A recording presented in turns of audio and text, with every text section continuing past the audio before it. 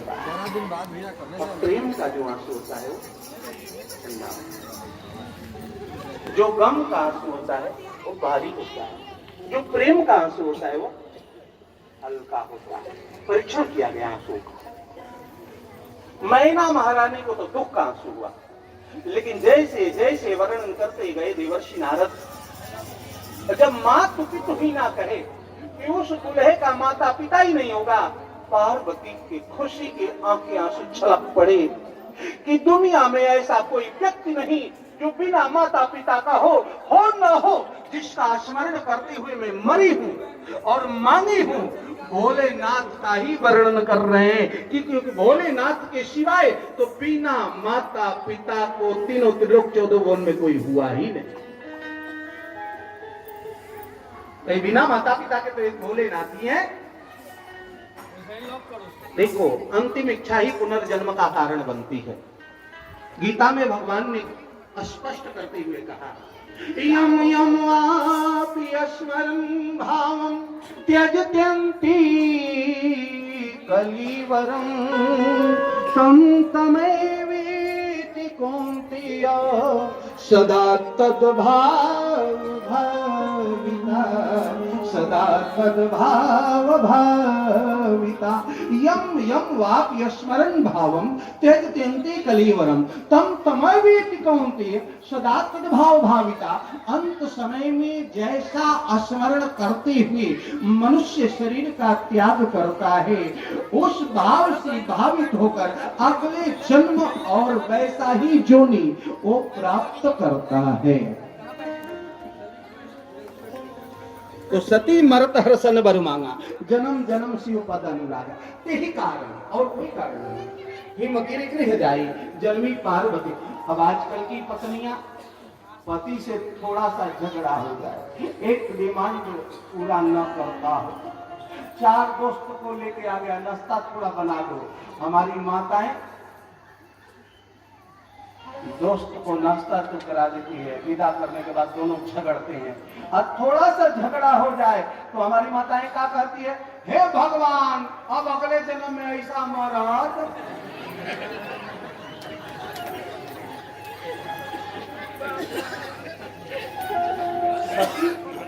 सती मरत हर्षन, जो पति सती का त्याग कर दिया, आग लगा के जली है, मर्द ही है, वो क्या करी है, हे परमपिता परमात्मा, जब भी जन्म देना, जब भी दासी बनाना, भोलेनाथ के चरणों की ही दासी बनाना।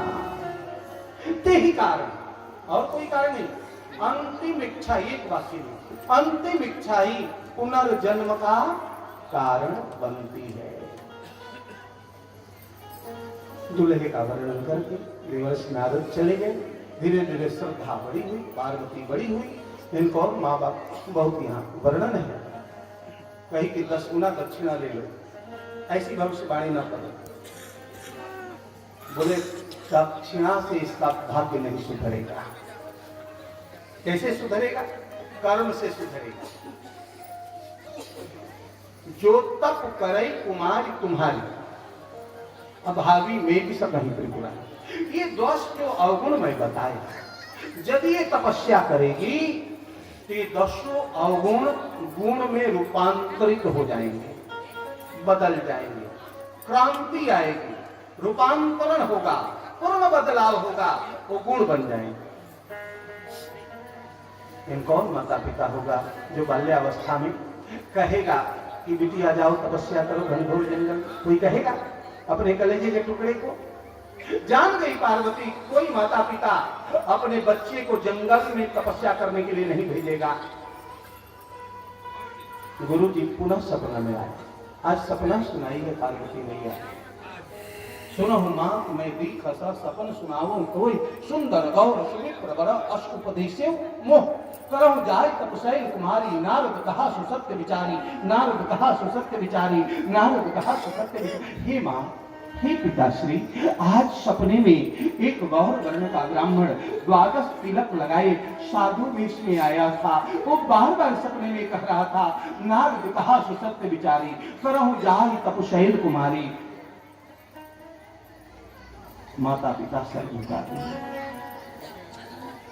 मौनम स्वीकार लक्षण आदेश मिला।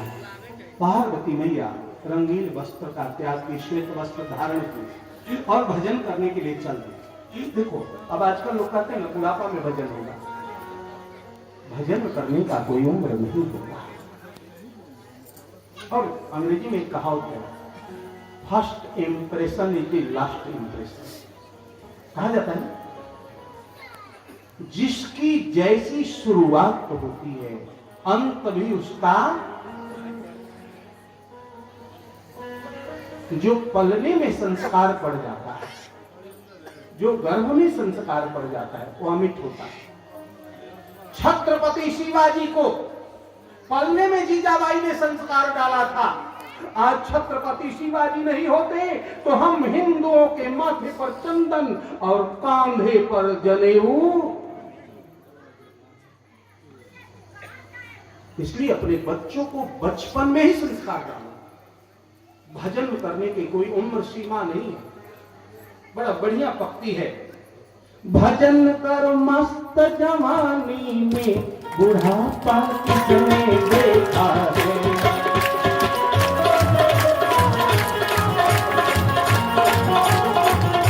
भजन करो भरी जवानी में बुढ़ापा किसने देखा है।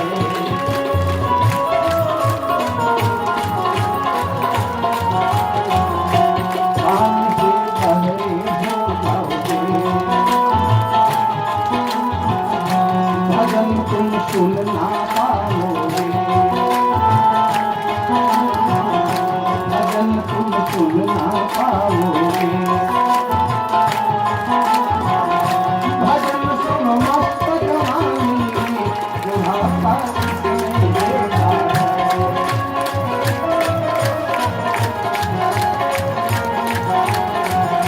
भजन करो भरी जवानी बुढ़ापा किसने देखा है।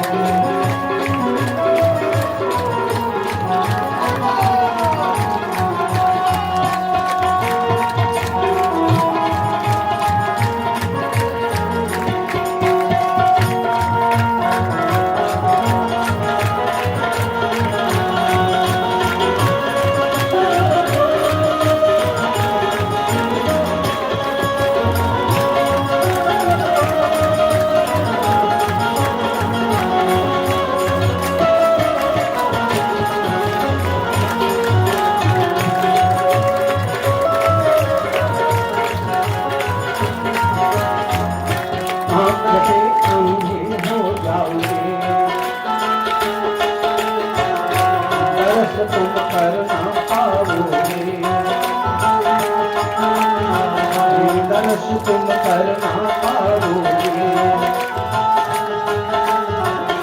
दर्श करो मस्त जवानी बुढ़ापा किसने देखा है।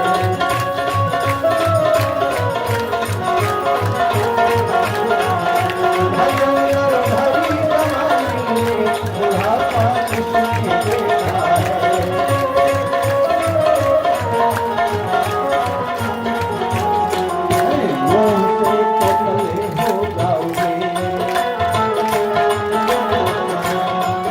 तुम उल्टा गाओगे, से तोतले हो जाओगे, कीर्तन तुम उल्टा गाओगे। घर में जाना और जो दादा दादी बूढ़े हो गए, जिसके मुख से बतीसी गिर गई हो, बतीसी समझते हो ना, जिसके मुख में दांत ना हो, और उच्चारण करवाना राम, क्या कहेगा वो, क्या कहेगा आम। जिसके मुख में बतीसी नहीं होगी राम का उच्चारण नहीं होगा, और राम कहने पर भी उच्चारण किसका होगा, आम का। क्या राम जी आएंगे, नहीं आएंगे, नहीं करो तो पाई करें। जन्म जन्म मुनि जतन कराई अंत राम कही आवती। कई जन्म जन्मांतर